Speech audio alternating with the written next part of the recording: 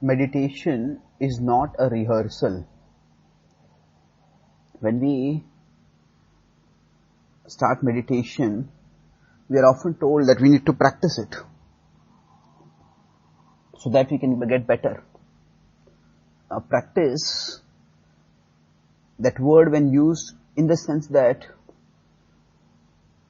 we need to learn how to meditate so that we can do it better is fine. But the word practice has another connotation which doesn't apply to meditation. Consider the same word practice applied to some other human activities such as drama. When the actors do drama practice, they are essentially doing a rehearsal so that they can improve their lines, their gestures, their actions, so that they can be at peak performance during the actual enactment of the drama on the stage. And that performance on the stage is what really matters in the drama. So, in the case of drama practice, the rehearsal and the performance are different. And the rehearsal doesn't matter anywhere as much as the actual performance on the stage. However, this is not the case in the meditation.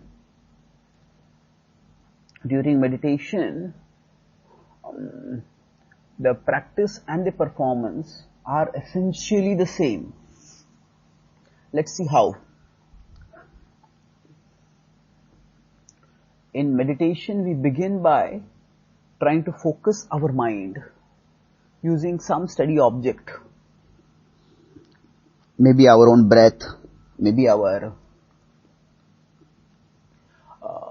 maybe the tip of the nose, maybe a candle. So whatever is the object we use for focusing, by that we calm our mind, and after calming our mind, we try to take it inward. So when we take it inward, our purpose ultimately is to recognize and focus on ultimate reality. And that ultimate reality is always present with us, within us. So the Bhagavad Gita states in 15:15, Sarvasya chaham hridhi sannivishto mattah smritir jnanam apohanam cha. So Sarvasya chaham hridhi sannivishto. The Super Soul is always present within us. All that we need to do is to attune our consciousness to that divine presence. So meditation is ultimately the devotional tuning of our consciousness. And when we try to tune ourselves thus, we start recognizing and relishing the ultimate reality as Krishna, the all-attractive Supreme. And when we are practicing meditation, so that we can tune ourselves, we are doing what we are meant to do eternally. It's not that there is a practice and then there is some special performance which is going to determine our fate.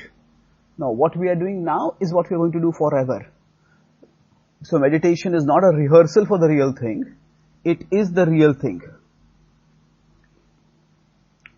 So when we reconcept the idea that this is a performance, this is a practice for some other performance, can distract us from putting in our whole heart and effort into the present, with our present level of practice of meditation, so as to connect with the one who is omnipresent and who is present even now.